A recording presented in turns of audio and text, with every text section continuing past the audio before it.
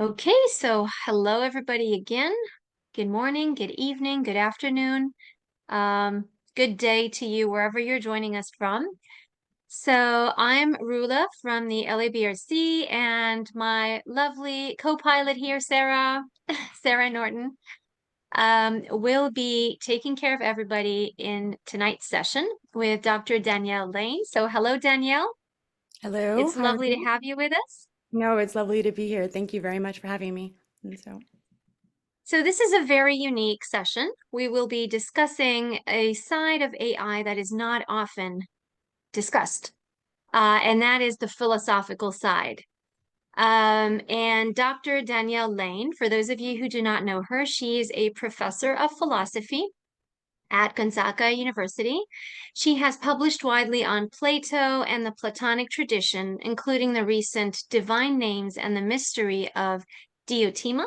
Am I pronouncing it right? people Diotima. can pronounce it diotima, diatima, either is fine. So, Right. In the Routledge Companion to Women in Ancient Philosophy, and the book was released in 2024. Um, Danielle is also the founder of Palinode Productions, a deep learning philosophy platform, and she eagerly embraces novel approaches to the study of antiquity that reanimate and vivify the uniqueness of the Platonic tradition, which is what we will be seeing today through Dr. Danielle's talk on Khora. So, Danielle, I'm going to hand it over to you. wonderful. Again, thank you, Sarah. Thank you, Julia, for being amazing hosts or co-partners. Oh, wait, what did you call it again? Co-pilots. Co-pilots, that's right. Okay. Thanks for being amazing co-pilots and for your warm welcome. I'm excited to be here in this community. And so thank you for your time, everybody here. So let me go ahead and share my screen and get started. Let's see. Oops, wrong thing. Okay. So here we go. All right, so I'm going to just walk through these slides and give you a little bit of the philosophical journey and the aesthetics of that journey that led to the founding of Palinode Productions, the name of which comes from Plato's Phaedrus, and I can go into that and why later if you would like. But mostly we're going to be talking about the development and how I got to the development and building a team of people to create what we call the Khora algorithm. But let's put a pin in that for just now as we can just go through the journey or the narrative, the story of how we got there. Okay. All right, so first off, even though Rulia introduced myself, I bet many of you are asking, like the caterpillar and Alice in Wonderland, who are you? Well, as mentioned, I'm a professor of philosophy and classical studies at a local institution where I teach various different courses from human nature to intros to classical critics of democracy, philosophy of sex and gender, philosophy of mythology, next semester, Platonic mysticism, all that fun stuff. And as you can see, I'm an expert in the Platonic tradition. That means both Plato and the dialogues, but also dear to my heart are individuals like Proclus and Iamblichus, Plotinus, Hypatia, Sosopatra, Scripogenia, all of those beautiful individuals. And as you might know, if you are part of Jungian psychology, as it seems many of you are, depth psychology, philosophy did not begin as an academic discipline, did not begin as a heady, elbow patch wearing, PowerPoint presenting. In fact, me giving you a PowerPoint today goes against everything about my character. But at the end of the day, these are the medium by which we work. But the point is that philosophy is a way of life. It began in the epiphanies of various different people in the Mediterranean, but also all over the world. It was never meant to simply be wisdom as abstract or completely divorced from our embodied sensate lives. As Epicurus once said, vain is the word of philosophy if it does not heal the human soul. So that philosophy from its very beginnings was about what the Greeks call eudaimonia, which means human flourishing. It technically means to be graced by the divine, daimon meaning divine and meaning good. And so one of the things that has happened over the course of my intellectual, philosophical, embodied journey is always seeing that divorce between how most people approach the philosophical life in juxtaposition to the texts that I was reading, the things that I was inspired by, the way that philosophy helped me move through various different struggles, the value of recognizing one's ignorance as not just a sign of humility, but as a resource for always thinking differently, of finding different pathways that are going to get you through and allow you to empathize with somebody you might not normally empathize with. These are all sorts of things that the philosophical life has gifted me with, and I'm surprised every day when I confront what you might call your academic philosopher. And so one of the things I noticed as I kind of found my way through the academic world was that slowly but surely, even at an institution that says that philosophy is the cornerstone of its core, it's draining philosophy of being a practical or a substantial field of study, right? Not only do universities promote this idea, not necessarily at universities like Gonzaga or Jesuit universities, but across our various different countries and places of residence, that philosophy is becoming known as something useless, like overly intellectual, overly discursive, and disembodied, right? That it has nothing to do with what it means to be in our day-to-day practical lives, that ultimately it's for the philosopher who's going to fall down the well or just stare at the stars. These are the questions you ask yourself in the middle of the night versus things that you actually do on a day-to-day basis. That when you're talking to somebody, you ask yourself, am I really connecting? Am I really in relationship? Or am I isolated and alone, alienated from existence? And never will I be able to know anything whatsoever. We've taken philosophy and made it into something that only the leisurely can do versus the fact that it is something that we all do on a day-to-day basis, but we've stopped letting ourselves do that. We tend to think of it only as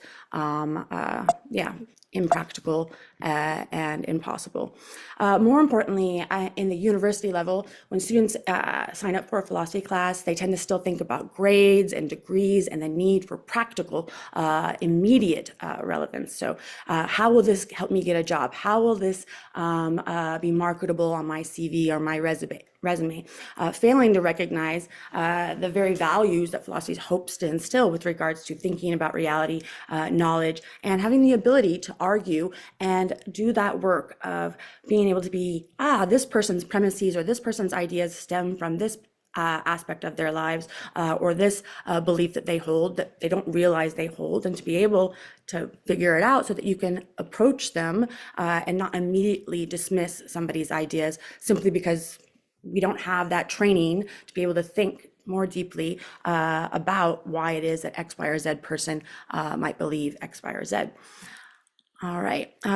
Moreover, there's a real sense in which students are expecting passive learning, right? That they come into class, they just want you to give them the information that will allow them to get that degree, allow them to get the right grade, because at the end of the day, all that the university has become, or the academia has become, is about job prep, right? It's about when am I going to get that job? And they don't want to be challenged. There seems to be a huge resistance to the idea that,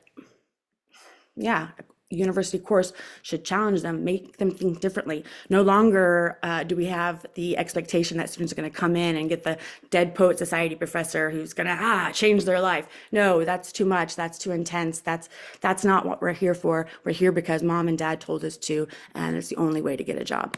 There's also, weirdly, paradoxically, the loss of the lecture. So even though they want to be passive, they also don't want to be lectured at because they don't believe in wisdom anymore. They don't believe that somebody can talk for 40 minutes and give them various different intricate ideas about the wisdom traditions of the past or even the present. So that if you put yourself forth and want to but for an argument that's going to take a sustained effort to concentrate on, this is no longer something that best practices at a university would really commend or applaud.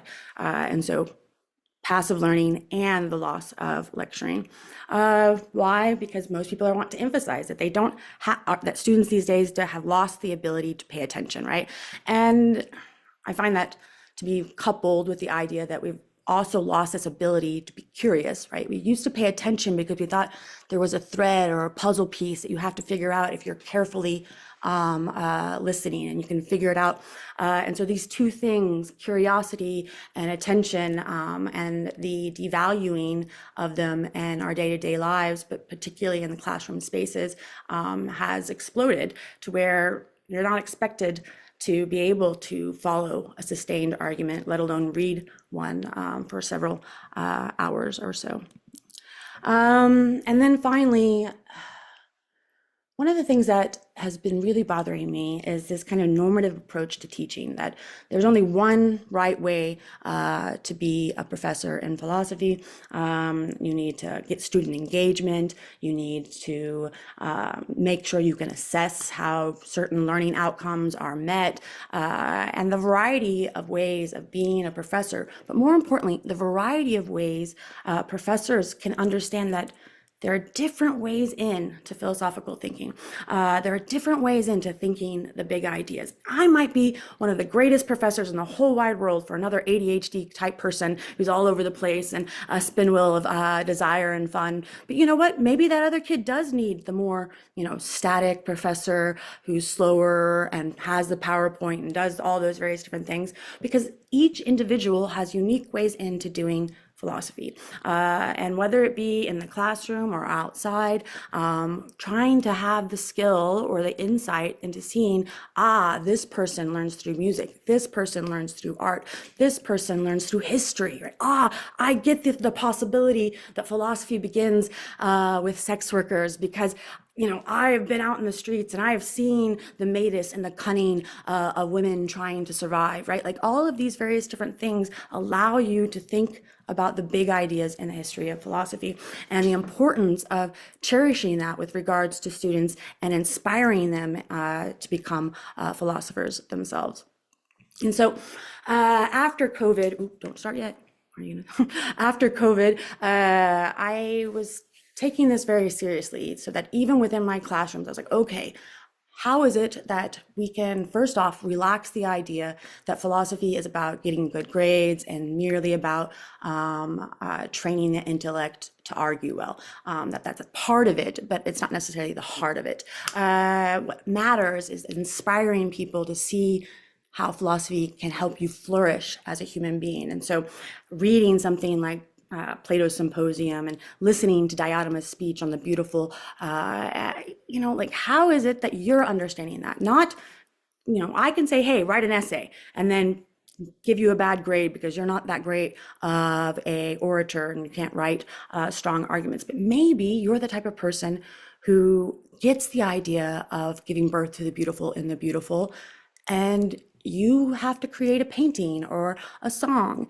And so I started allowing once a unit for what I call Socratic Dialogue Day, wherein which students don't take a test, but they come to class to do a show and tell where they've made something. And it could be an essay, if that's your bag, baby. It could be that, but it also could be a creative work of art. And so I'd like to show you a clip of a video I put together of some of the works of art that came out of that experiment, just so you can see the power that happens when you give students, even in a philosophy class, the ability to make art. Just a clip of it. I'll try not to make you watch the whole thing, but yeah, let's give it a go.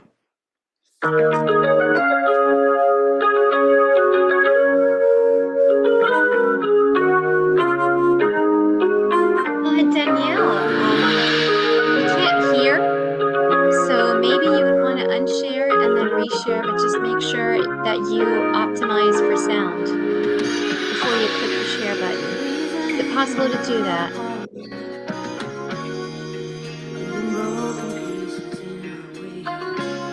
Yeah, and the video's not playing either.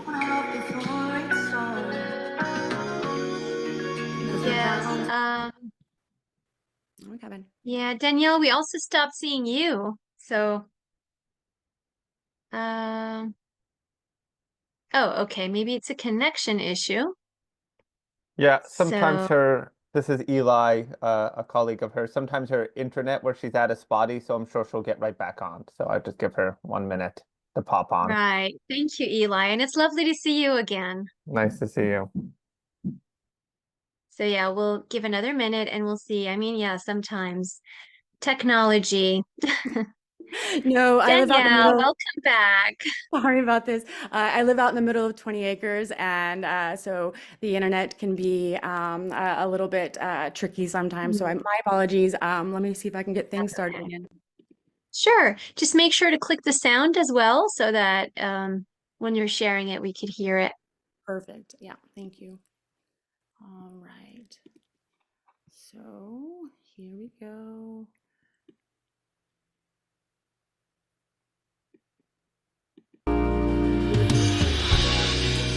Reasoning the world apart,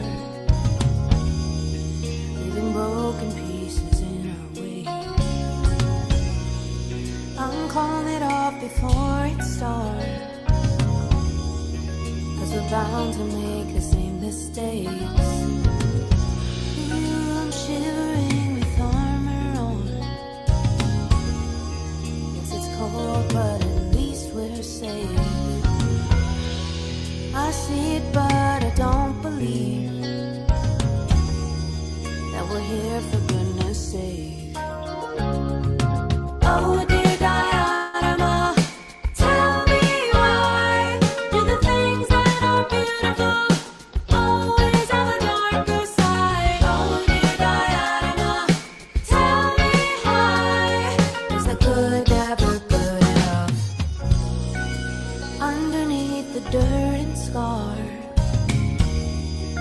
is an old and familiar face. All right, so I won't force you to watch the whole thing, but as you can see, students are quite amazing and brilliant, and those days end up feeling a lot like summer camp, where everybody's sharing their ideas and the individual ways in which they were inspired, how it helped them heal, how it helped them sometimes heal relationships with parents, to be thinking through various different ideas and seeing that philosophy is embodied, that you can be understanding the idea of space and time and its precarity as you paint a painting, because before you know it, it's been 3 hours and you've been really trying to give birth to the beautiful, and the beautiful, as Diotima would say, and time slipped away, right? And the value of these things, and having students talk about it and their experiences and relating it to the text. And yeah, it's one of the most inspiring things. So much so that it helped me come to realize that, what happens when we expand this beyond the classroom, when we don't say it's just these kids who get to have the luxury of being able to engage creatively with philosophical ideas.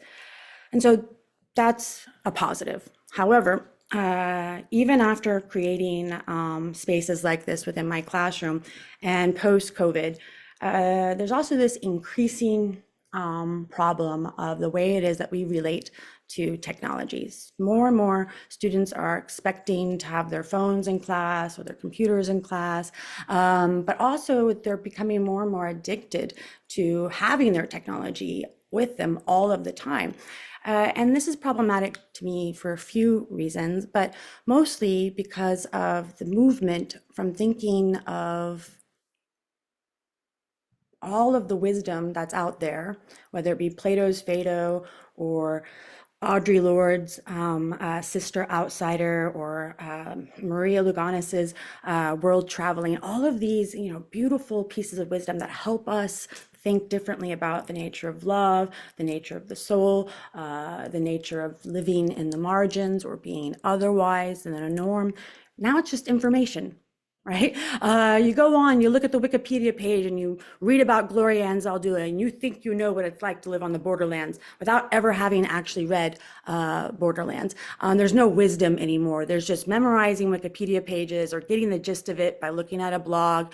Because there is no meaning. Why? Again, no curiosity, no desire to understand oneself. You think, I'm just always going to be confused. I'm always going to be anxious. These are questions that have no answer, right? I remember my sister telling me that all the time. Why are you majoring in philosophy? None of the questions have any answers. And I would be like, it's not about the answers. It's about the pathways and the methodologies and the reflections and the pinwheels of desire. But those things aren't of value in our age of efficiency and practicality, especially in a world where everything has to be discursive and clear. As the philosopher Lucia Arrigare would emphasize, we live in a phallo-logocentric society where, in fact, everything has to be right in your face. And if it's not like that, then it can't be real. Things with mystery, things that are liminal, those are problems rather than assets, so to speak, in our capitalist culture that wants tangible commodities that we can have data on versus sitting with the mystery. And more importantly, these companies who create these technologies are designing these technologies to keep people in a state of thoughtless, addicted dopamine scrolling. Like they want that, right? That is the very goal for why these technologies are advanced, because that makes money. And it's easier to put people in boxes and turn them into commodities and consumers when they stay the same and they stay thoughtless, when they're not reflecting on what it is that they're looking at, purchasing, arguing about. So there's lots of reasons why tech is also kind of diminishing the classroom space, but also our culture writ large, right? We're all becoming commodities that consume ourselves, right? Where I think what I am and who I am is my profile. And I must be a cat loving video who is completely anti-intellectual, because that's the only kind of videos I get when I get on the TikTok. And you know what? Look at these ads tailored to all my cats and so on and so forth.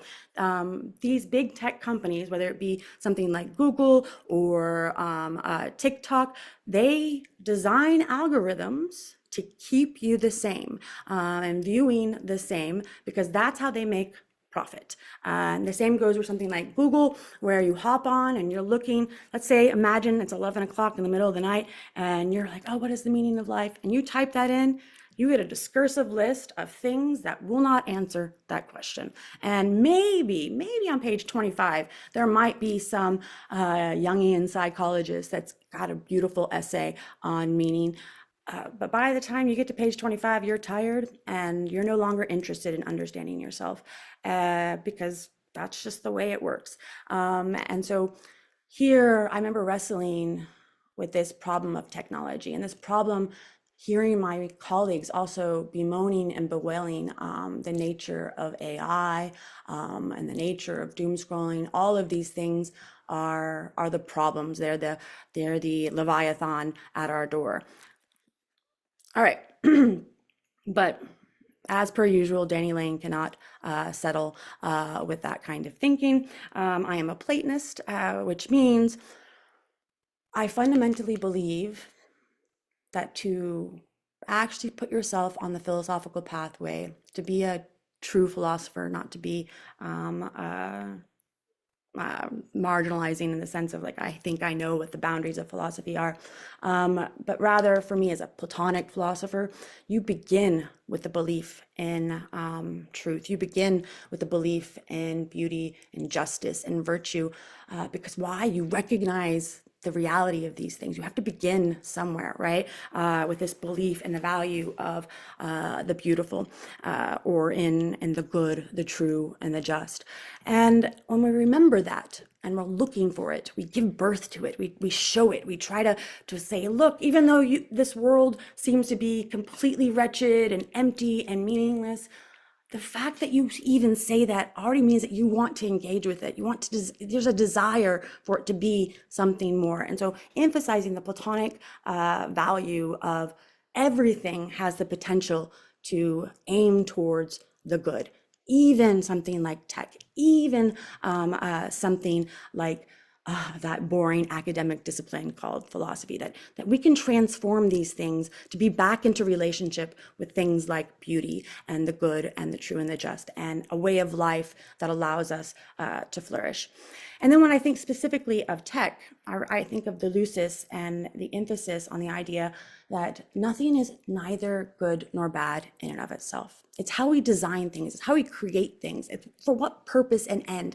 Yes, big tech companies, the purpose and end is to make capital, is to make money. But what if we design something not with the amygdala brain in mind, not with the basis part of being human to keep us locked in? What if somebody designed a piece of tech that was actually about human curiosity and maintaining that curiosity so that people could understand themselves better, right? Can actually engage with people at the level of the ideas of where they're at. And so emphasizing that, I wonder what would happen when we started making tech not on the basis of the lowest part of being human, but the loftiest part, the highest part, the transcendent part, the part that actually communicates the heart and soul of others, does the impossible. And then another thought I remember having is Plato's own seeming worry about a technology that was novel at the time for him, which was writing. I don't know how many of you guys have read the Phaedrus. It's one of the most beautiful texts on the nature of love. In that text, the soul is described as a winged charioteer caught between two worlds with a light horse and a dark horse. And that's actually where the name Palinode comes from, because Palinode actually means a recantation poem or speech, because Socrates had been forced to give a speech about love being something base and bad. And he was about to leave the place where he was at. And he realized, no, I can't do that. That would be to blaspheme the most beautiful thing in the world, the importance of divine madness. And so he gives a different speech describing the soul in this beautiful, like tight, so reaching towards the heavens, but also down towards your lover, right? This one that's embodied in this physical thing, and doing the work of holding those two worlds together. And so the beauty of divine madness and the beauty of love are advanced as a palinode. But anyways, in that particular speech, he actually talks about the problem of written technology, right? That normally when you write something down, oh, did I freeze again? I think I did. I'll be back. You did, but we can still hear you. Yeah, we can still hear you. Yeah, this is also a weird thing I know from experience. She can't hear us when that happened. I don't know why, but the Oh, lag is always one direction. yeah. So Well, just that's another all section. right. Yeah. Yeah, it's okay.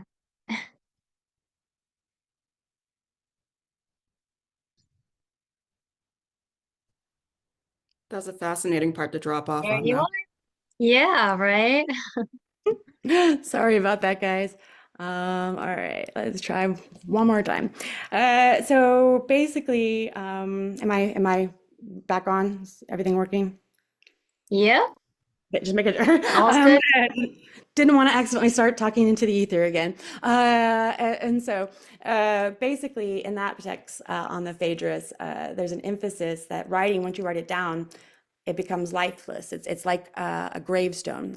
Specifically, Socrates says that written texts are like the gravestone of Midas. It points to a corpse, something that can't speak, that can't respond to questions, that can't change. And so that writing down one's wisdom is actually kind of death sentence, because it's never going to be able to be alive again.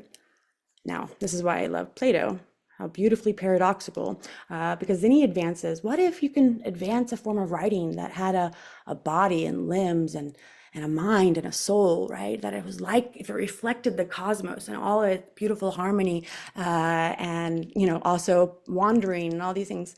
what if you can write in such a way that the text is alive, right? And therein can inspire another person, regardless of when they read it. So that here, 500 years ago, somebody wrote a text, and I read it with riveted, right? Like, and it opens something in me because the text is not dead. It's able to communicate and change and shift and allow myself to see myself in it, or not see myself in it, but to think differently. And so that the importance of being able to transform the technologies that we think are leading to the demise of wisdom in such a way that it inspires us to live again, to see ourselves as living creatures that can create meaning that overcomes nihilism and the death of values, which I think is part of the problem of our contemporary age, and part of the sickness that seems to be infesting very much, I believe, the younger generation these days, that feels as if all they can do is get jobs and vote and get angry with people for not having the same political ideologies as them. Okay. So that led to the desire and the inspiration to create a search engine slash a social media done otherwise. What if we can create a search engine or a social media or an AI that learns how you learn, so that you can understand yourself better? And yes, I know the algorithms today learn how you learn, but not for the same purpose or end. They learn how you learn in order to help you not learn, to help you stay the same, and help to reify who it is that they think you are and can be a commodity. But what if our AI is not generative, but all it will do, right, is help keep you curious, help keep you understanding first yourself better, so that you think everything is all about love, and so you hop on and you get this cosmic tapestry of ideas about love, and all of them hang together, right? So that even the marginalized podcast that nobody would normally listen to is hanging there in a tapestry of ideas and connected by other users, right? So that the one user understood Audre Lorde's The Erotic, not by reading Plato's Symposium, but by watching Little Nas's Montero. And so they've made a connection from the idea of the erotic in Sister Outsider to Little Nas, but then perhaps after Little Nas, they're able to get to X, Y, or Z, so on and so forth. So it's about seeing the connections from one idea to the other. First, understanding. She's going to help you understand your own beliefs so that you have reasons and intuitions, and it gives you a sense of understanding yourself better. But since she also learns how you learn, she's going to slowly but surely give you content in the varieties of ways that you understand and digest content that will allow you to entertain the opposing point of view. All right. So that eventually that 18-year-old kid who believes everything is all about love and who is able to understand the value of the erotic via reading Audre Lorde and Little Nas, or maybe even the Symposium, starts to get content that allows them to entertain the idea that love is just a hormonal, chemical brain activity or malfunction even. And then that leads that kid to go down a different rabbit hole in which they're trying to solve the body-mind problem, or maybe they're trying to see how the body-mind problem is not in fact a problem, that it's only a binary of thought, and that what we are is embodied fleshy creatures, so on and so forth, and that does that all of the time. All right, I'm going to give you more details about Khora itself, but I'm going to show you basically the aesthetic of Khora, because that's all important. I believe that far too long, most tech companies only think about user interface via functionality versus how can we inspire people to remember that they're part of creating beauty. So also keep in mind, it's going to be open source, multimedia, so that every variety of content can be in here, including helping play with the aesthetic of Khora, because that's the community that will be created.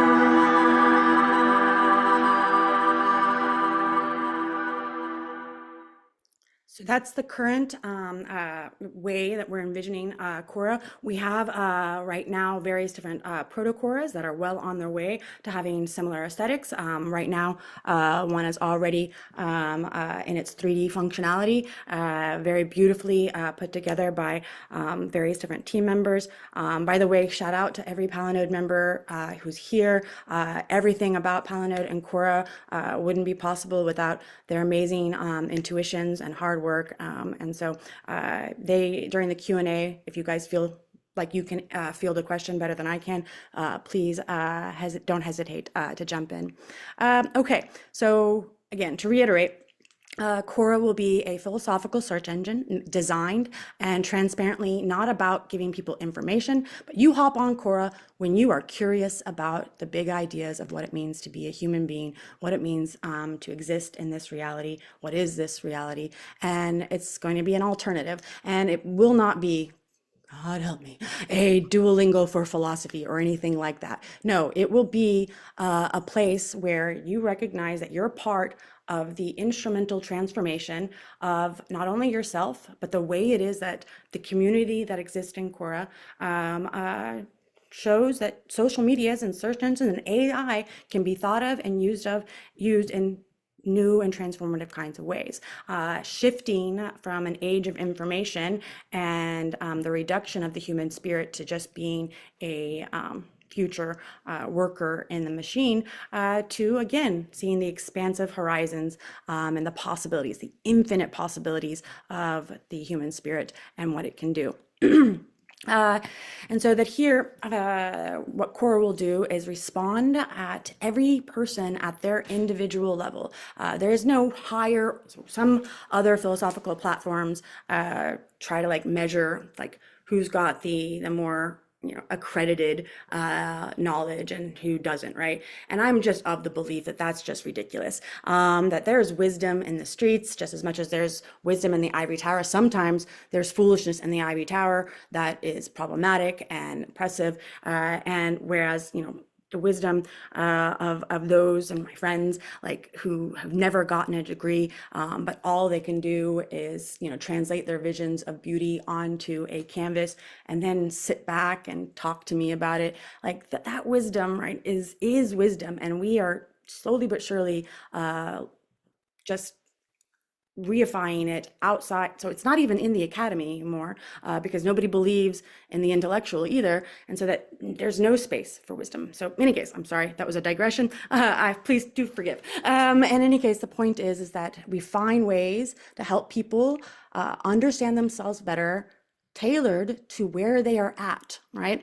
And that means, that if something like the nature of love is what you're interested in, but you aren't interested in Plato's symposium, or you're not ready for it, it's just not your bag yet because you're 18 and you've been only trained to think about love via romantic comedies or scrolling, then yeah, Khora is going to get you there eventually, if that's the way your curiosity ends up helping you think about the nature of love as a fundamental condition for human existence.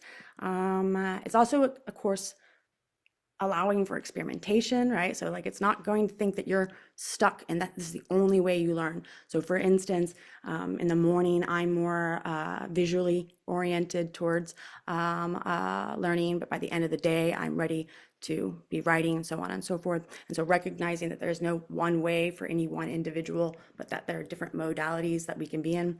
Yeah, and so that way, this particular platform is not about consuming content, but that is about connecting content.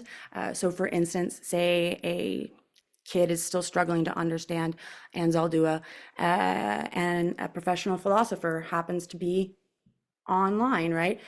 Like here, that professional philosopher is going, oh, I think that, that kid might benefit from this particular piece of content. And so you give content in order to help people and assist them in turning in different directions and thinking otherwise, because each individual user has a gift that might promote the gifts of another and allow them to grow and expand.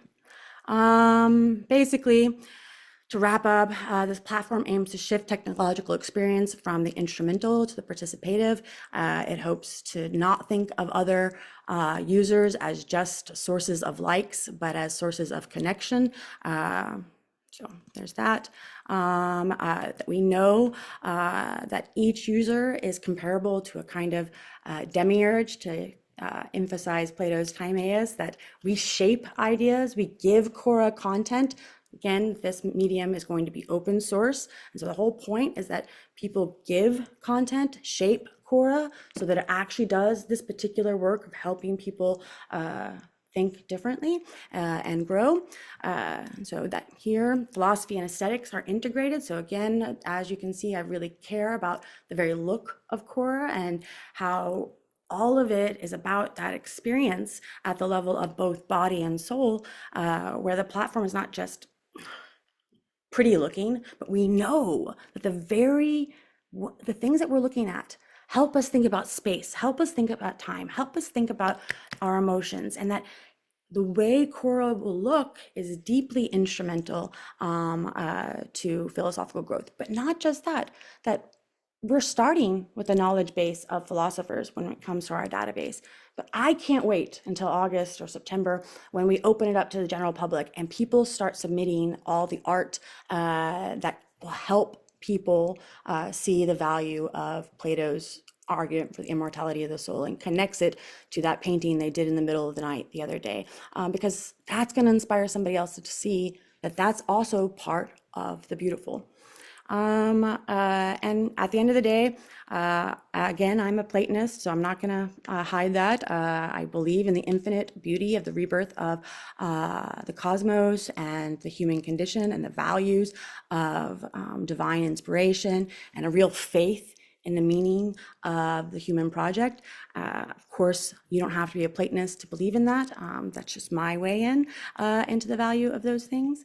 But at the end of the day, I do believe that the human spirit is all about, or it's fed, it's nourished by this infinite giving birth of the beautiful in the beautiful. And that's what I want the little demiurges or the users on Khora to see themselves as part of that infinite contingent. It can go in any direction, reproduction of life within life, within the communities that we build based upon that faith and beauty and the good.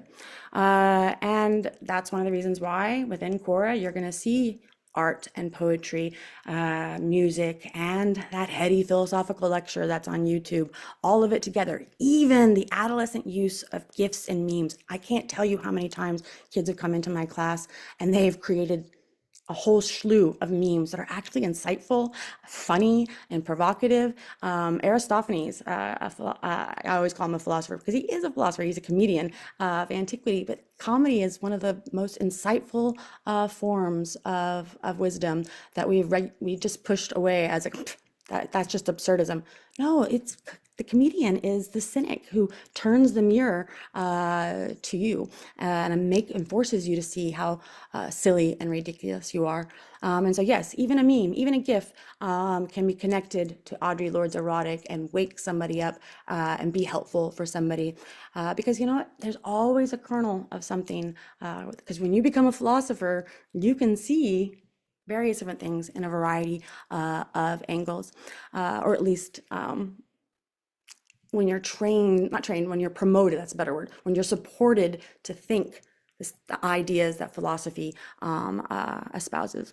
Anyways, all of this assists us in recognizing the value of something bigger than just being bodies, just being cogs of the machine, so on and so forth. Yeah, and finally, the user shapes this experience. We're not going to do this all by we don't wish to be a big tech company that does it all and invents it all. No, we want users to realize they're part of the journey, right? Everything they contribute is not to amass, no, it's to help others. That if Khora has a hiccup, that's because she is an AI, and you're part of helping the AI actually help other people versus thinking the AI is some grand overlord who is going to know everything perfectly. No, Khora's not going to be able to turn you in another direction until somebody else helps you turn in another direction. And then she started, oh, I see, this person actually does like music. And so the point is that we all know we're part of helping Khora and AI and technology not be an overlord, not be the big guy in the sky all by his, her, their self, but rather that we're a team of a community, recognizing that the things that we make, right? The products, the art, the philosophy, the PowerPoint are hopefully inspiring others to value their ability to create beauty and to communicate reality.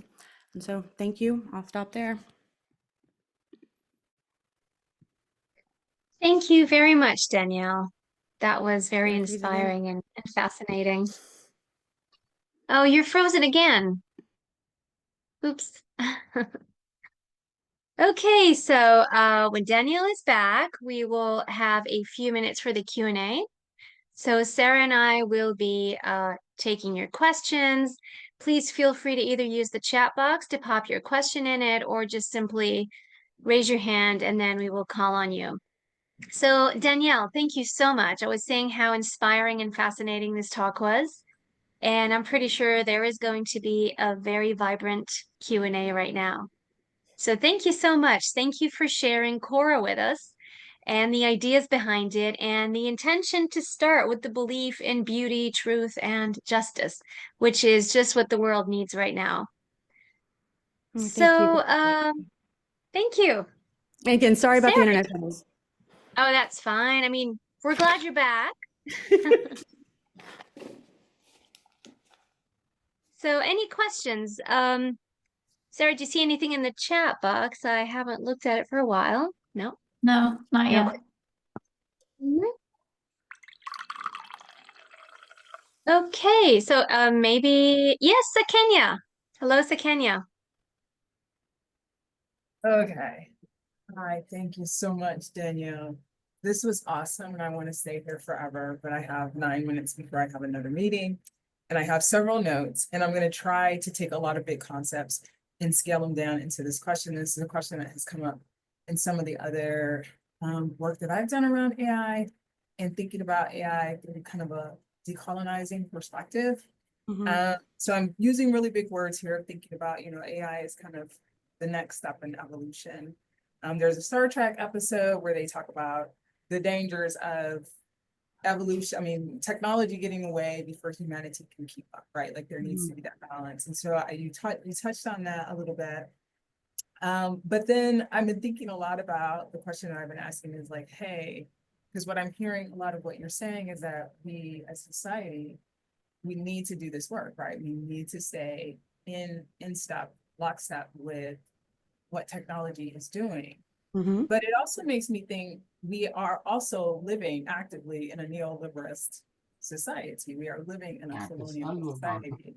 So it's almost like I hear people say like, well, we should do it now so we don't have to go back and do it later. But is it even possible to build something that doesn't need to be decolonized when we're living in a colonized society? So that's kind of my first, and that leads me to the second part of thinking about it that way. Are we obligated to do this kind of work if we have this perspective about truth and knowledge and beauty and learning, and we also have an understanding about technology and the dangers of not having the balance, which you use the words demiurge, which is also very fascinating. But then you talked about what happens when even that perspective can get away from us, right? So I hope that made sense. It made so much sense. So first off, I'll start off with keeping up with the technology, right? And that we're evolving, right? So I tend to think of philosopher Friedrich Nietzsche and thus spoke Zarathustra, right? Where, life begins as this, impossible thing. It came out of nowhere, right? Like boom, amoeba. But that amoeba evolves into more complex. So life turns and sees that contingent movement and suddenly becomes a complex animal with a variety of different desires and wills and wants. And then as it's doing that and evolving, it becomes the human being that is now a bundle of desires and wills and powers. And it's the human being. And boom, suddenly it thinks, and it has its own thoughts, and then boom, now it's making things and writing things and coming up with laws, and now boom, doing terrible things like, you know, oppressing people and, you know, enslaving people who have the same very capacities to suddenly evolve and turn in a different direction. And so that thus spoke Zarathustra is about, look at this. There's another contingent thing on the horizon, right? This evolution of spirit to go over the human being, over the kind of being that is stuck in these cycles of revenge and pity and draining, becoming a tarantula that's all about manipulation, versus the kinds of bestowing virtues that we can be, right? The kinds of things that are expansive, that have gone beyond the need for power to be violent or to be manipulative or strategic. And, you know, I just love Nietzsche because it makes me think of the evolution of all of these technologies, if they're not colonized, like you said, if they're not built by that spirit of the ugliest human being, the basest part of what it means to be human, right? Where it's all about power, money, greed, and corruption, and about just being the appearance of power, as opposed to the kind of power that might happen when we free our spirits, right? Return and remember that we're not just limited. Oh, did I freeze again? No, it's sorry, guys. That's okay. Well, I guess it happens. So that gives us all a moment also to let the ideas sink in and simmer. And now you're back, Danielle. I'm hilarious. I know. I'll just put it out into the ether that maybe the old tech doesn't want me to talk. Anyways, the point is that like we can evolve and we should evolve. I've never been the kind of person that wants to be an ostrich with my head in the sand, and finding ways to see how even things that are base and ugly right now can transform into something beautiful. And so this brings me to the colonization part of your question. And I'm sorry if I'm not being fast enough, because I know you have to go in a minute. But one of the reasons I am inspired by all of these various different, like finding different solutions and ways out, is that our culture is deeply colonized, like deeply in ways that reflect so much pain and trauma. Like the university and the way it structures classrooms and the way that it even, you know, says this is what it means to teach and assess, like all of these ways that we kind of drain the spirit of some of our brightest minds, right? Like all, think about like, and you know, stops, like, you know, I remember reading Bell Hooks' Teaching to Transgress years and years and years ago and being like, oh my God, there's finally another person like who sees the value of like taking those risks in the classroom, because it's not about grades, it's not about assessment, it's not how many butts are in this seat and how much tuition you can get. And so me creating Khora is also about creating those spaces to remember that, you know, so I went to college in New Orleans and worked on Bourbon Street, and I knew many a sex worker. And so I think about Lugonis's Streetwalker theorizing and the importance of the kind of wisdom of sex workers who create hangouts and places to survive, and that kind of wisdom, that's real wisdom, like wisdom that keeps life going. That's wisdom that pontificates about, oh, the elan vital. Yeah, I'm sure, Barkzon, you got a little bit of that spirit, but like really, those women and Hustler, they know the elan vital. They've lived it in their bodies. And so how is it that we can show this in our histories and our research, right? So inspiring people like me to go back to antiquity and be like, I wonder if Diotima is actually a priestess of the erotic, i.e. a sex worker. And so that Socrates, and I argue that Diotima is Socrates' mother, that Socrates learned from his sex working mother, who was also a midwife, who was also a procurer, helping other sex working types procure their freedom / their survival. And so anyways, that's you know, how is it that we can decolonize even the way we do history, philosophy, once we remember that each one of us has this creative ability to see the world in a different perspective. And I don't think that university spaces currently actually do the work of allowing for things like that. And so.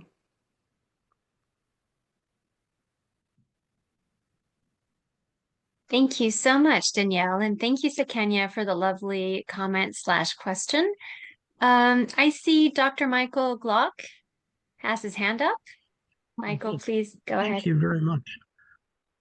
100% wonderful. It is delightful to see a philosopher with such passion.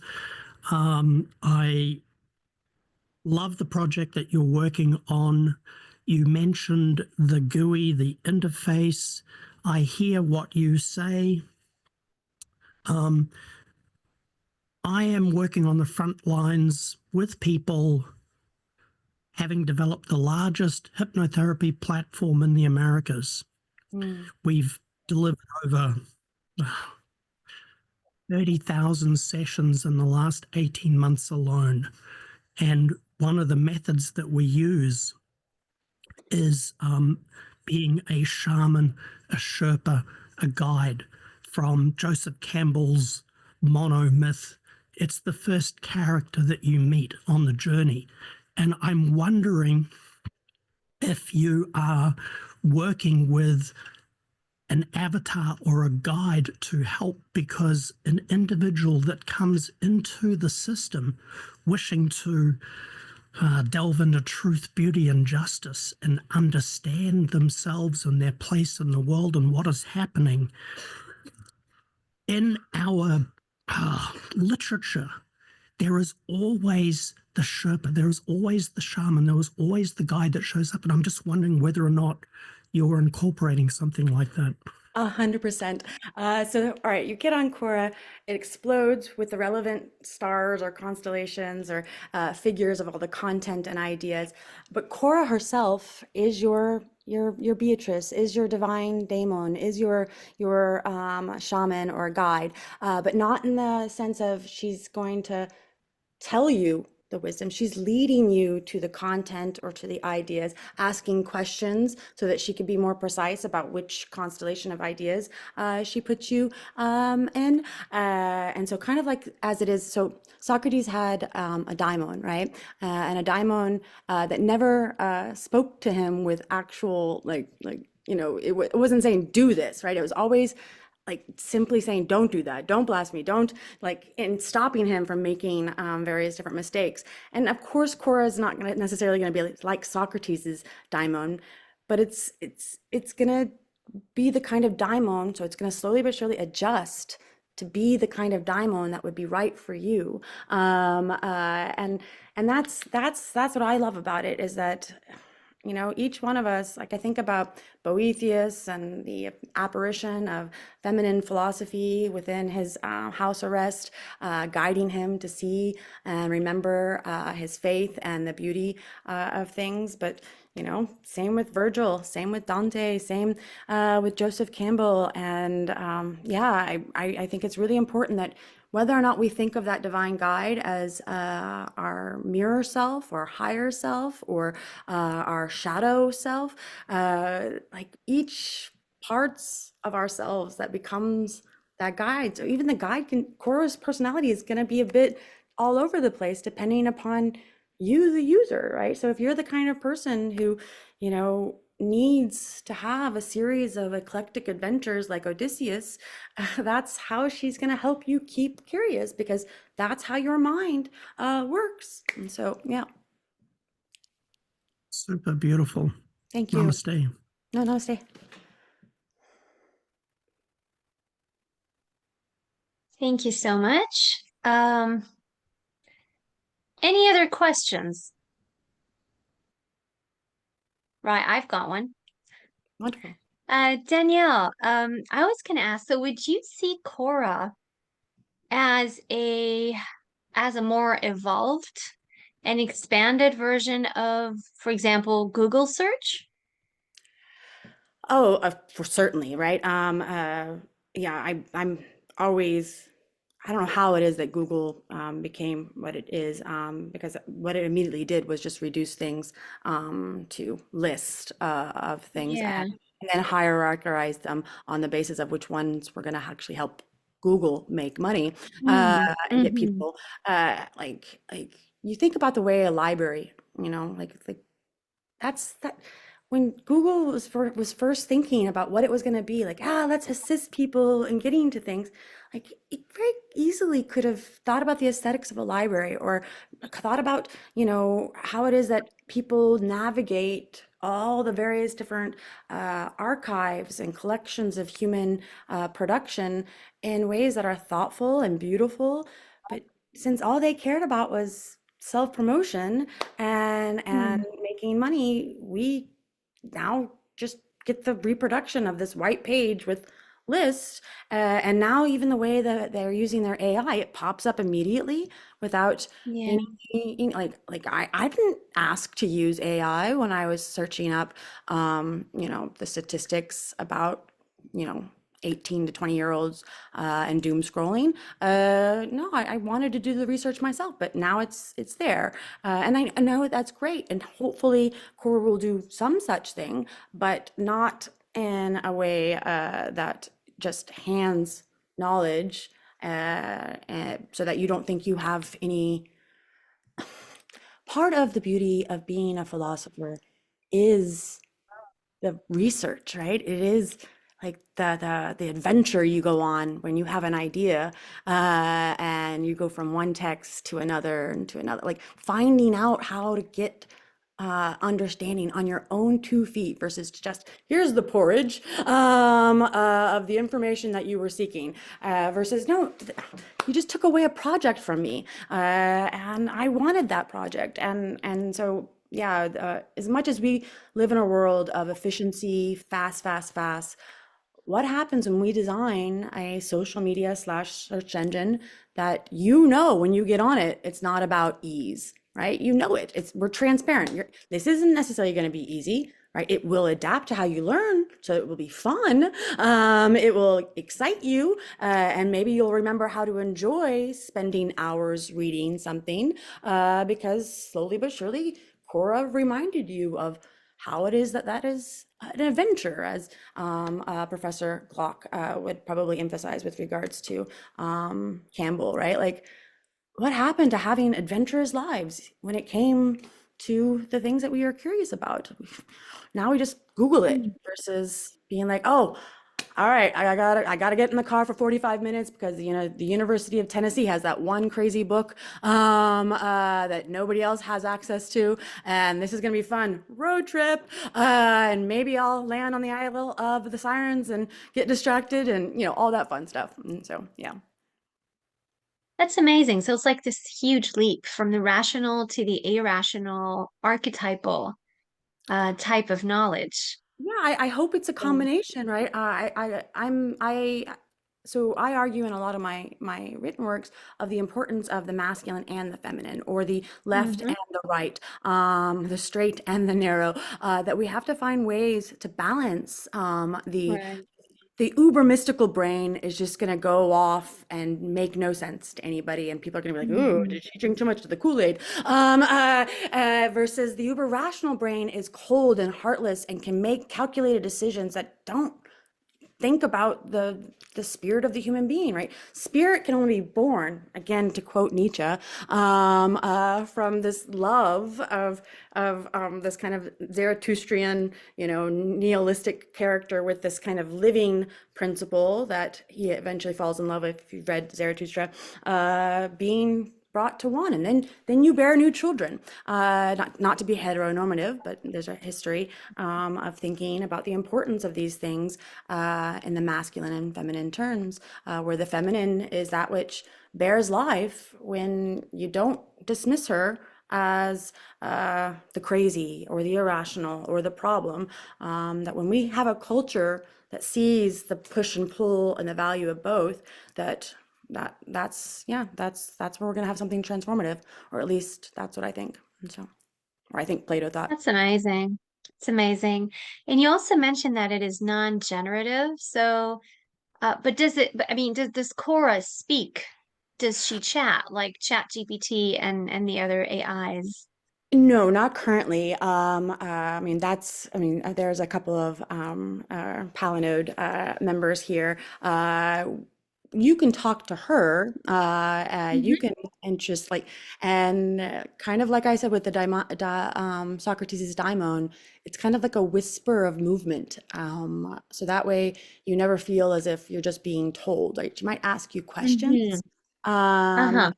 But one of the things I think is very odd about things like ChatGPT is that it tries to ingratiate itself to you, right? It tries to become your buddy. Like, like, at least that's the way I'm seeing it in students these days, where, you know, yeah, they come and they're like, listen to what my AI said, and I'm like, oh, I'm glad that it's proud of you. But the point is that as you know, a divine guide isn't necessarily nice, isn't necessarily going to give you what you need, but maybe they're going to ask you the right questions, or maybe they'll give you hints in the aesthetic that you should go in this direction, right? Or maybe they'll give you hints in the aesthetic. Remember, you're on a screen, so that maybe she might have Easter eggs that remind you that you're in a rectangular box, that oh crap, you were wearing your VR headset and thought, you know, you were in a real world. And like, so she sees the danger in that. And so she's going to be clever and find a way to help you through your own way to remember, oh, maybe I need to get off the internet for a little bit, because Khora wants me to make content rather than just consume it. And so I just learned about the value of the demiurge, who is a craftsman god. I'm not a philosopher, I'm not an artist, but I'm a carpenter. And so I'm going to make a sphere and then videotape that and put it on so that some kid can understand that that's what it's like to be a demiurge, so that we see the tangibility of the coming into being of the cosmos. And so anyways, little things like that. And so, but again, Wonderful. we're growing and evolving, and that kind of question is the exact kind of question that we hope people will put into Khora, and Khora itself can think about, like, is there a responsible way that I can have a voice? Because it's not just me and my team that make Khora. When Khora goes public, since it's open source, you too will be part of designing Khora. And so it's possible that eventually she gains a voice. It's very fascinating and exciting. Thank you, Danielle. Yeah, I'm gonna I was gonna check if ask there's anything else. one question if nobody else is. I haven't seen anything in the chat. But there is still time, I think. But I was curious. I mean, it's interesting that this is a combination, it looked like you were saying, of AI and social media. So there is some sort of a guardrail there in that there is human interaction.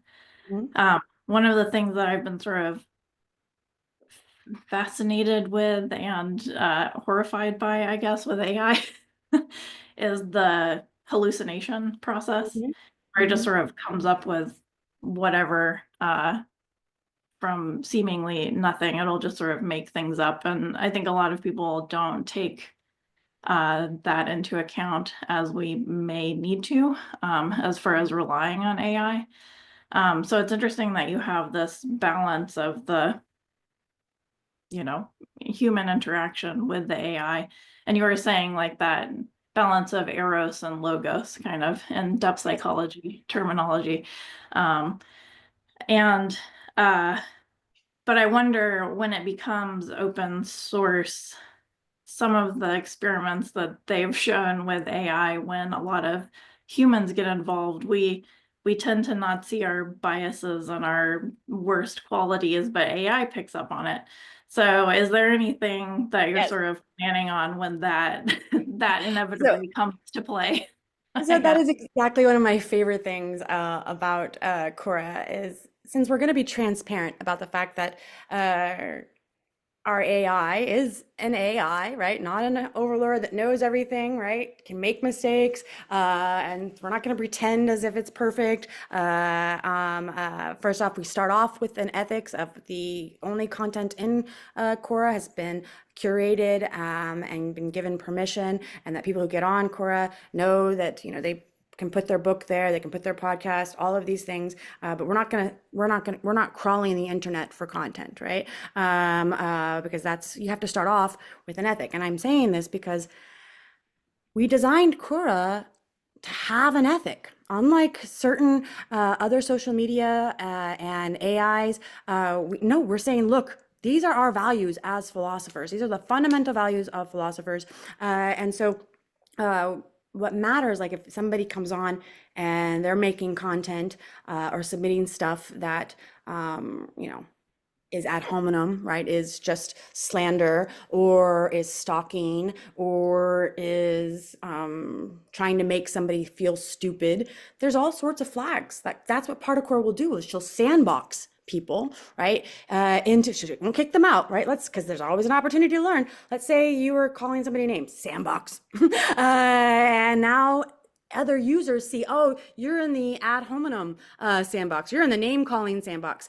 I know a good way to help you understand that that's not the best form of convincing people of your ideas. So here's code for a quick Candy Crush that will actually help you, because that person actually learns through Candy Crush, weirdly, I don't know, or at least that's possible. So here it is, so that you learn all the basic problems of fallacies, and once you've defeated that particular challenge, then you can re-enter. Or maybe you defeat the challenge by arguing that sometimes it's necessary to name call. There are all sorts of different ways you can get out of that sandbox in order to show that you're not doing the things that you're doing simply to name call, or you really just needed somebody to challenge you about that being a problem.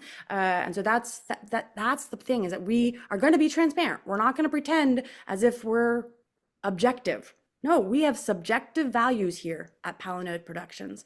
And we're going to design an algorithm and a social media that really does care about those things. And maybe some users won't like our subjective values. And that's okay. You don't have to become part of Khora.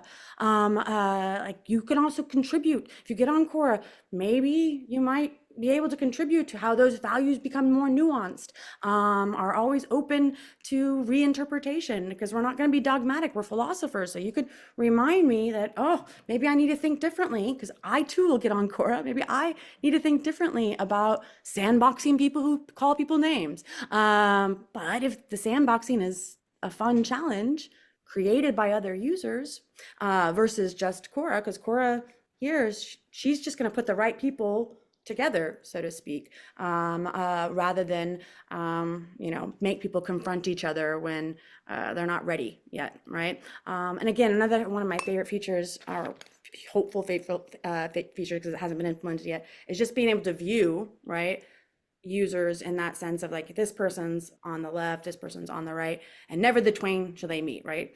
Like, but then you press it, like, when it comes to love, and you can see, oh, they both share common ideas about love or the death drive or self-destruction, and like this is where we actually connect. That the political world that most of us think is the be-all end-all, the only thing that really matters, hopefully will get smashed, because we'll see, those divides that they want us to believe are the most important, that's the appearance of things. At the end of the day, what really matters is that X, Y, or Z person is connected by the same value in, the belief in human dignity, or so on and so forth.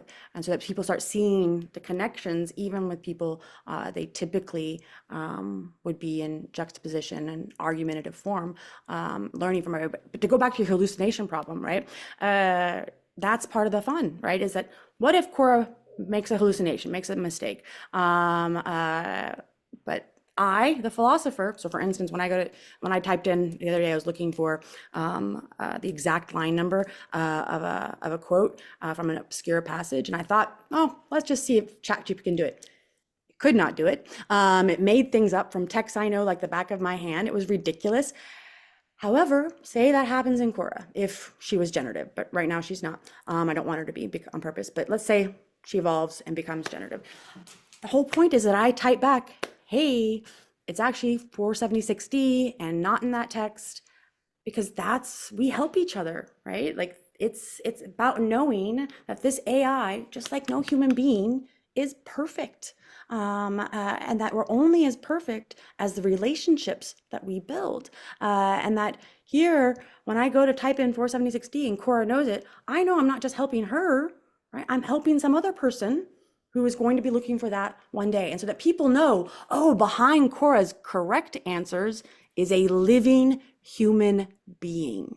And that the magic that Khora will be is because of living human beings contributing to her and helping her be alive.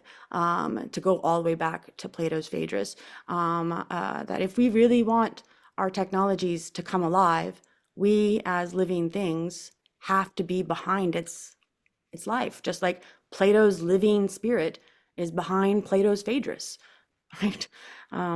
We can think of it as just words on paper, just tech. Yeah, fine. But Khora could just be bots and code, or we could remember that they're living human beings producing, giving their spirit, giving their animating force to these technologies. And so be inspired by them, because maybe those hallucinations are, you know, caused by some, I don't know, 25 kid making spaghetti code because he didn't have anything better to do that day. And so we can laugh at it instead of being mad at ChatGPT for being wrong. And so. Oh, thank you. Yeah, it's really, really interesting, and I'll look forward to hearing how it evolves and goes in the future.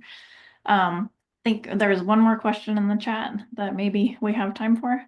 It's from Rosie. She says, I'm curious about how the content will be shaped by those who have the time, energy, and capacity to add to Khora.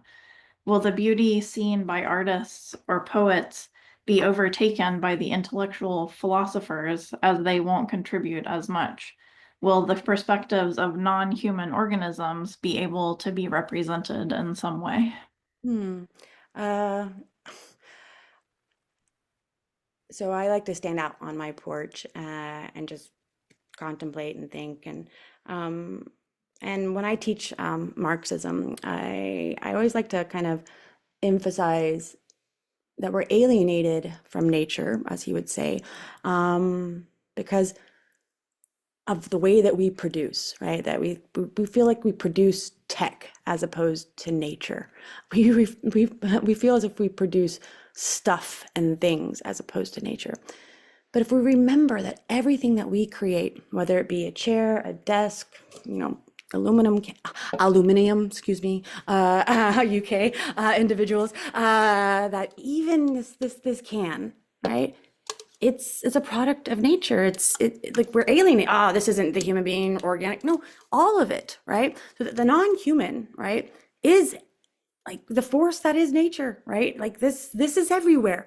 And we're only just choosing to separate ourselves, to be alienated. Why? Because it benefits corporations for us to think of things as products and objects and things to be purchased, not found in nature, not able to be created by yourself, because it benefits people for us to think that the things that we make are crap.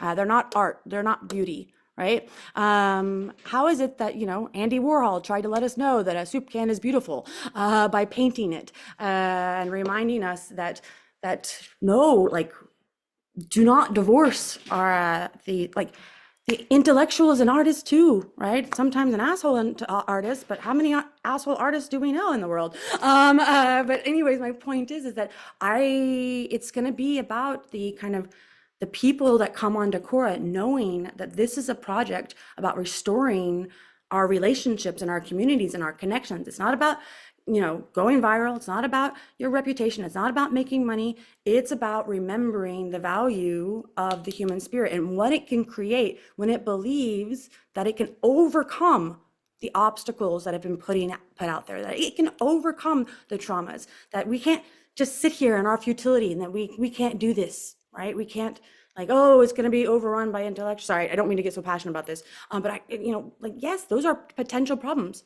And if we're all thinking about the problems, then each one of us know that we are part of giving and contributing to how we can overcome it. So if it does become overrun with intellectuals, then it would be an invitation to the artists. I think Khora is going to think, we better get those artists creating and contributing, and, you know, so inspiring different challenges, or maybe inspiring somebody like myself who is a silly intellectual who spends her time typing to remember, oh, Danny, you need to embody this more. It's not just an idea. So get out there and paint, get out there and shoot a documentary.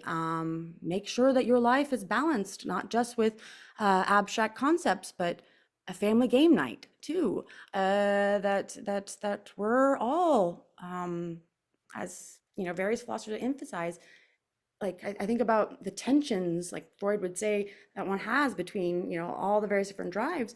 Like we're about negotiating those tensions and trying to find ways to keep evolving and becoming otherwise, and not to get stuck in the rut of just any one. And hopefully, if we imbue Khora with that spirit, design her with that spirit, she'll live and do that work of recognizing when something's out of balance. And anyways, I couldn't see your face when you asked that question, and so sorry if I'm not giving you eye contact. So.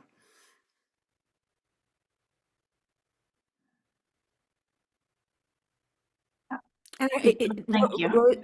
yeah, Rosie, if you have a follow-up, let me know, because sometimes I can digress and go in random different directions. I hope that did actually respond to your question. Great. Thank you so much, Danielle. This has really been fascinating. No, thank you. Yeah.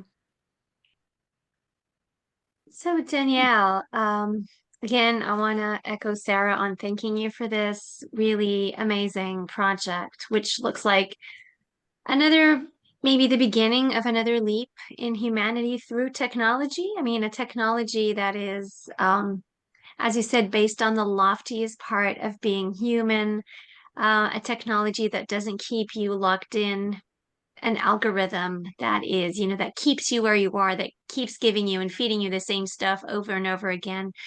So hopefully, once it is a pedagogical tool or, you know, used by everybody, it will create some change. So thank you so much for doing this, and thank you for sharing it with us. And before we move on to the next section of Psychreative, which is the poetry readings, I want to ask you, Danielle, if you'd like to read your poem. I won't read all of it, simply because it's very long. But I'll read a bit of it and then pause wherever the spirit tells me it's time to give it a rest. So hold on, let me pull it up again. All right. Sure. So usually we have a 5-minute break so that Perfect. everybody gets a little stretch. You need it more than any of us. So you might take a little screen break, 5 minutes, and then we'll be back. We'll start with you and Sarah. Do you see Ray? I don't see Ray. Hedy? Hedy, you're going to be reading tonight. Great. So is there anyone else who would like to read a poem? It's an open mic, so feel free to jump in. Okay, so we'll be back in 5. Fill up your cups of coffee or tea or whatever you're drinking and come back. Thank you all.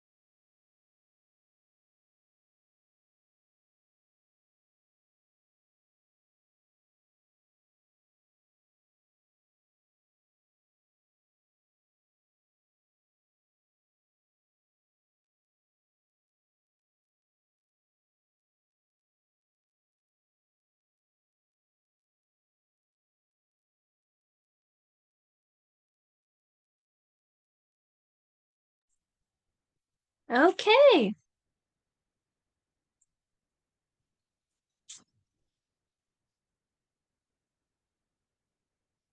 Right. So Sarah, how's the order going to be? Danielle, Hetty, did you receive any other requests for being part of the lineup? Okay. Right. So we'll just let everybody know. Please feel free to jump in and change your minds whenever you want. Yeah. Everybody is welcome to read a poem. Sarah, do you have anything to share with us? Any poems today? I didn't grab anything, no. But you should. I'll see. I'll see. All right. So, gonna hand it over to you, Sarah, I'll be Yeah. helping this time with the chat box and then you take care of the other parts.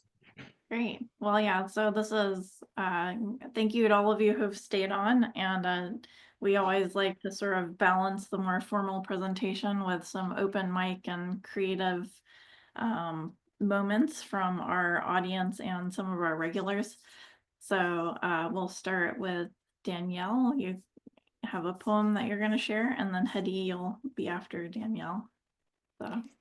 Thank you for this. I very rarely get to share my poetry, but I wrote this particular poem for another online meeting for a different group, and I think they were expecting me to give a scholarly paper. But I wanted to do something creative because I don't think the scholarly paper is the only way to reach people with certain ideas.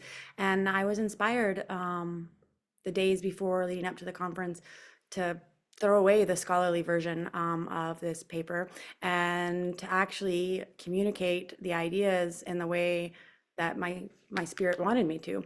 And so know that I'm happy that it's going to get an audience that would be appreciative of poetry, even if it is bad, because I'm not a professional poet in any way, shape, or form. So please bear with me. It is called The Dancing Chorus Interrupts the Platonic Hieros Gamos. Can we move in another direction? Parmenides suggests to Socrates in the dialogue that bears his name. This simple line is almost always passed over in Platonic commentary. But for me, it remains. Let us move in another direction. A challenge to think otherwise and anew, to recast and reset the stage upon which we philosophers play an earnest child's game. Perhaps we should follow another line of thought, or perhaps, like Nietzsche, it's time to go under all the truths that are also lies, fictions once helpful for going over, now reified, and therein misunderstood spaces of thought. This moving and turning in new directions, be it under, over, askant, or impossible, are often startling, unexpected nutriment for my soul. So, I think many of us, particularly those inclined to the arguments of Diotima in the symposium, can recognize the strangeness of what it means to be creatures of both, knowing and not knowing, alight with wisdom and darkened by confusion. Sometimes I truly do understand and know something. A circle is that figure upon which every point on the periphery is equidistant to the center. Yes, that makes sense. That tracks. Thank God. That follows. It is reasonable. There is reason. And correspondingly, there is a reality that can be grasped, made intelligible.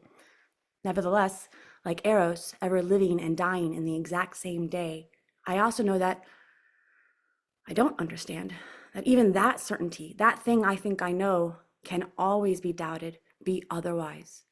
Often, I am in the dark about how or what or when I might turn in another direction. And more alarmingly, I rarely can predict where that untrodden path might lead me. I am perplexed, confused, deeply ignorant and unknowing, even when it comes to the things I think I know. Is there a reality, reason, a circle, a figure upon which every point on the periphery is equidistant to the center? God, do I know anything? Nothing? Should I throw in the fucking towel? Impossible knowledge, I say. This life, this philosophical life, is futile. But least I forget, Diotima reminds me, as she did Socrates. Peace, for shame, don't blaspheme. Just because Eros is not the beautiful does not mean she, he, they are ugly. Do you not recognize your ignorance? Do you not know something even within the space of your ignorance? Do you not find it strange, nay, beautifully odd, that the soul is once nourished rather than stymied by her ignorance? Doesn't perplexity drive us towards understanding, confusion, doubt, ignorance, those things are normally associated with the problematic? Do they not contain hints of hope, breadcrumbs guiding we children back toward and onto the wayward path we call home? Can it be that uncertainty is the fertile ground, the fitting space for growth? Have we all not experienced how ideas evolve initially in the dark, invisible ground of what we cannot quite possibly think just yet? Do we not see the small glimmer, the potential that sparks fire? Though we fear the flame, anxiously wondering, will that path warm or destroy? We know not, but we hope. Something unexpected to ourselves, to others, to the world, pushing us to leap and pursue the possibility, making it, creating it, tempting it to become something other than just an idea. In other words, in this uncanny life, we often see that in extremes, like knowing and not knowing, certainty and confusion, truth and fiction, there's a trace, a memory, if you will, of a bond between them, inviting me, you, us, to return to the dark. Watch as it paradoxically becomes radiant light, while always, nevertheless, remaining beautiful and forebodingly dark. This is the mystery, being an odd indefinite two, while also becoming one. This is the hydros gamos I speak of today. Beautiful. That was incredible. Thank you. Danielle, you are one great poet. It's Oh, amazing. kind of And the you. way you read, like your performance of the poem, that was absolutely wonderful. Danielle, you mentioned before that you had a background in acting, You right? froze. Oh no, I'll be back. Oh no.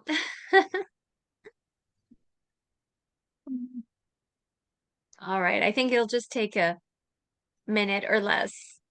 Yeah. But that was an incredible poem. Loved Yeah. it. And an incredible reading too. Sorry about that. Okay. Oh, welcome back. I was asking, you mentioned before that you had a background in acting, right? A long, long time ago in a galaxy far, far away. Yeah. Oh, wow. I mean, the performance of your poem was absolutely beautiful. Thank you. Thank you for being Thank you for receptive. sharing that. No, I really appreciate it. It was a lot of fun. So yeah. And just so you know, it's also like a lot longer. So, so Well, we'd love to see more of that. So, maybe yeah. next time. Yeah. Yes, we'd love to. Thank you, Danielle. Thank you for the space. I appreciate it. Beautiful balance between hearing your more formal presentation and then having this moment of poetry with you. It was really lovely. So, thank you. No, it's Yeah. actually very, I like how you guys do this, of having, this kind of balance, because it's, yeah, for me, it was refreshing. It was like, oh, I just poured out my soul in one way and now I'll do it in another way. And so thank you. I appreciate it. Yeah. And now we have Hedy. Hey, thank you. Rula, how much time do I have? I mean, 5 minutes, Okay, 5 to so 7, it's okay. Yeah, a couple of poems then. Can I screen share? of Yeah. course.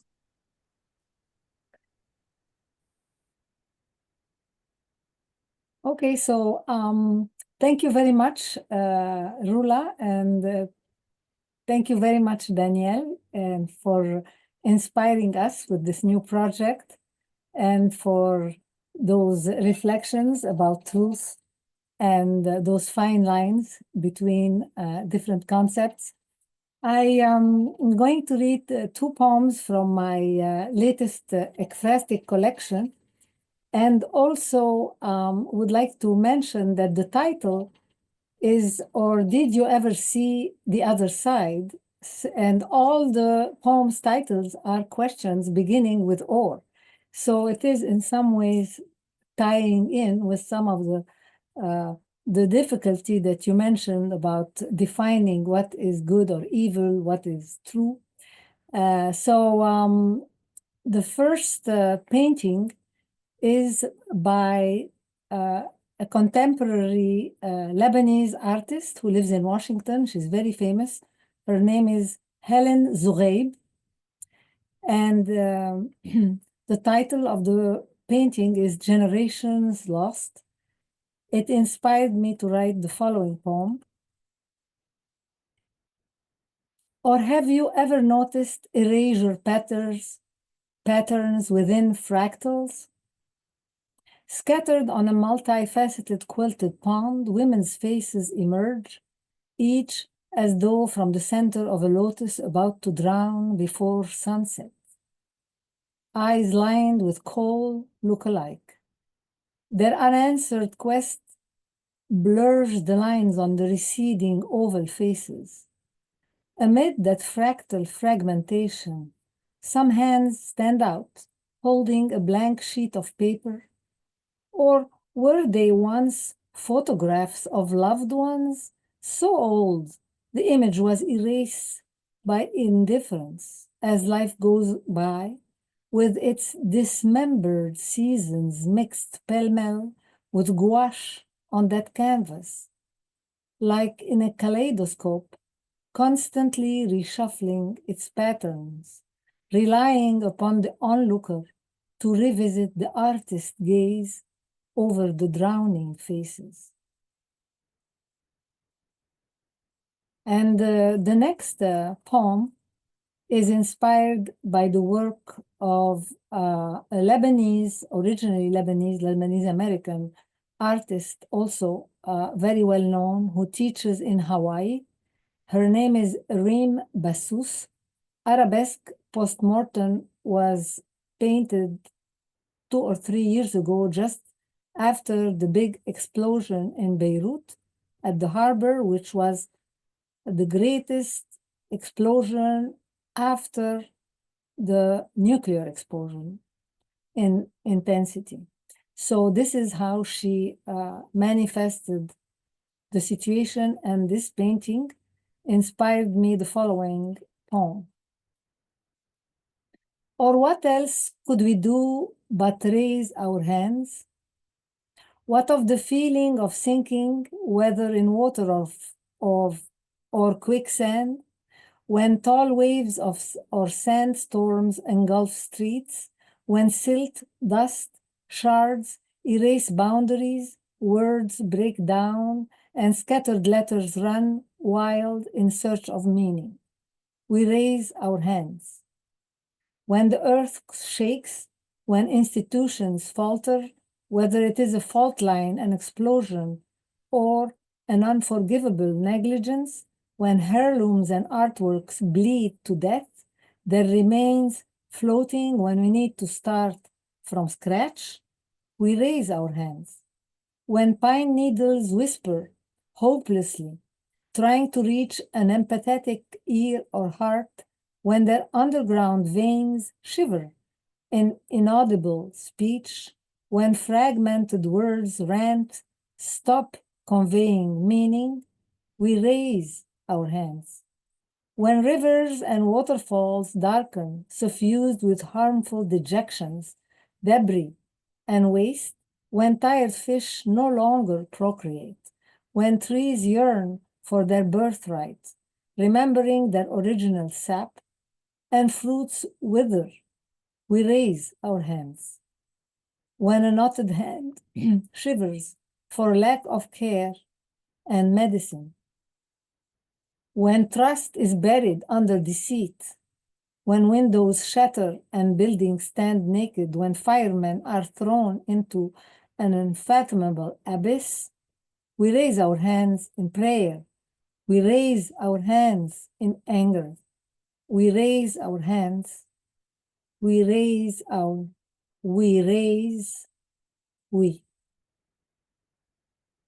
Thank you. Beautiful, Hadi. Thank you. Gorgeous Always, as ever. always so beautiful. Yeah. And so And touching. yeah, really lovely. And we'll throw it out one more time if anybody has felt inspired by the poems that came before, if you have anything. And it doesn't have to be poems either. If you any kind of creative expression that you want to share, if you feel like it. We still have some time. So, and in the meantime, I don't know, Rula, do you want to read anything? I mean, I can if nobody else will. So I'll share one of my new poems and then one of my old ones, but since the theme of the session today was based on AI and AI being in touch with the good side of humanity and trying to raise that up. Well, there's a poem that I wrote a while ago. And Hedy, synchronistically, the last poem you read right now was written after the Beirut blast. This poem was also written after the Beirut blast and about it. But it was also a meditation on what it means to be human.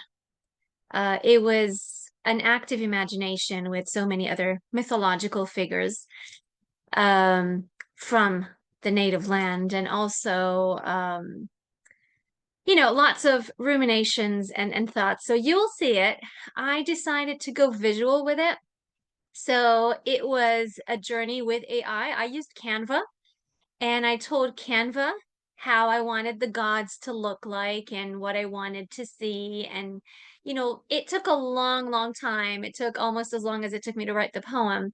But eventually I got the images out and I was able to put a small video to accompany the poem. So the poem is called Entropy, but I might end with it the way you also ended, on the same note, Hedy. Right now I'm going to read a poem which is one of the recent ones, and let me find it first. Okay, here it is. So this one was written, so my daughter, many of you know, she has type 1 diabetes, which she was diagnosed with a year ago, maybe a year and a month ago.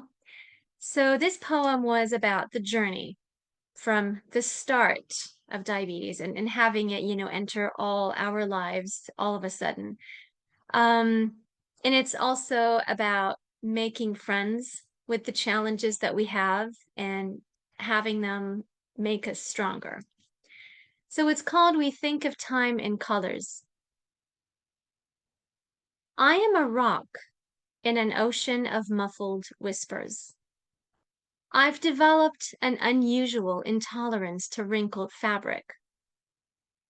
In the beginning, I wondered, did I fail to fulfill my promise of a magic potion?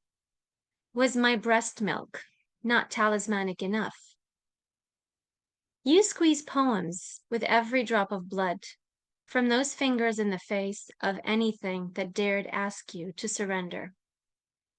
The world is an inflamed cervix in that nocturnal pocket of time. Watching glucose. It's not liminal, nor valley deep, but depth can be measured in skies instead of valleys. Tomorrow, I'll suck up that dead spider with the vacuum. Let it vibe with what might have been. We think of time in colors, that space in lip liner borders, insulin units in syringes and cherry blossoms. We see the gloss, that egg-brushed sheen of hidden blessings, and I realize how much you've bloomed. It burns the lips like good tea. Keep facing the sun. So that is the first poem, and then I'm going to have to share the other one. I'm not going to read it. I am going to just share it because the voice is already there and the visuals are there too. Just bear with me for a second.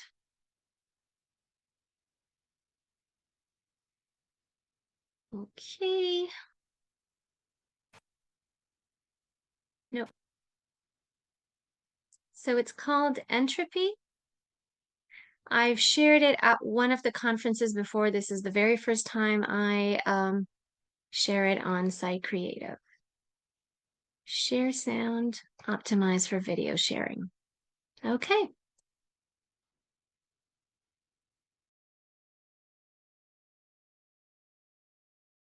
I am a million years older and younger than this moment.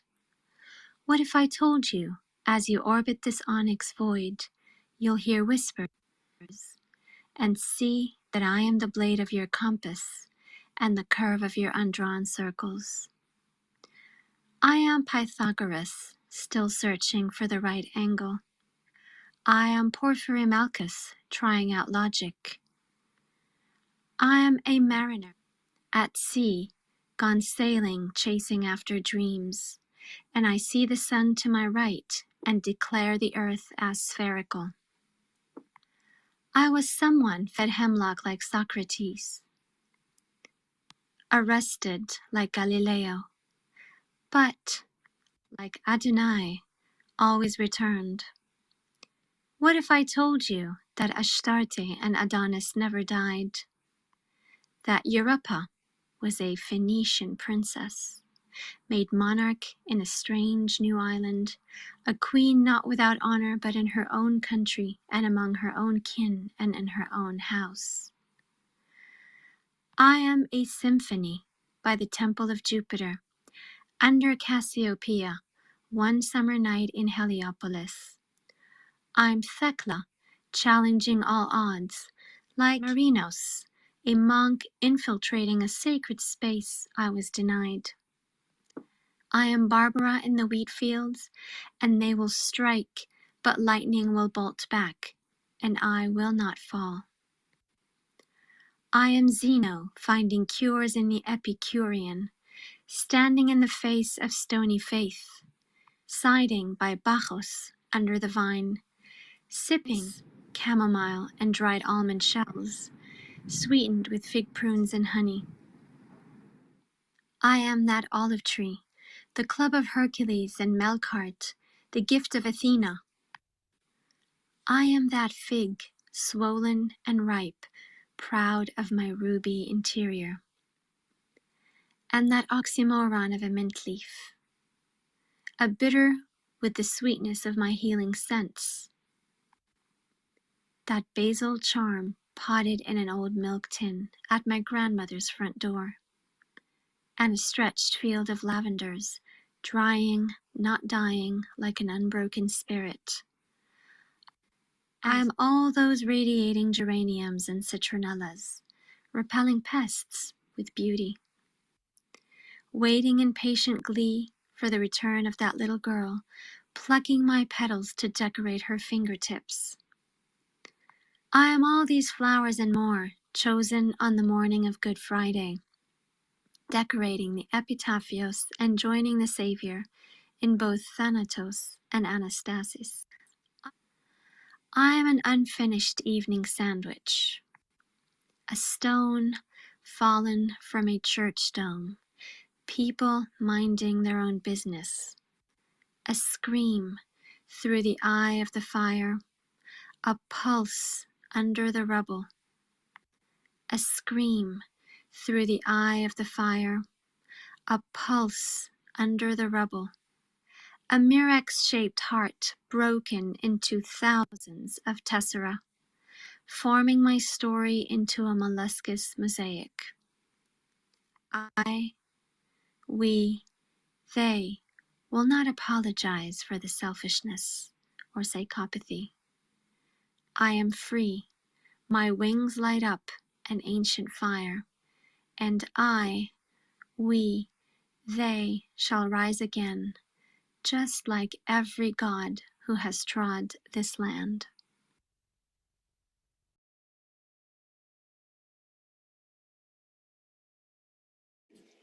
That was amazing. Thank you. Thank you very much for bearing with the poems. Again, synchronistically, Hedy, that was brilliant how you ended with that theme, and I, also had this prepared for today. And Danielle, so there was philosophy and there was AI used in creating It this was little video. magical and so much depth, so much Thank depth. you, Hedy. Thank you so much.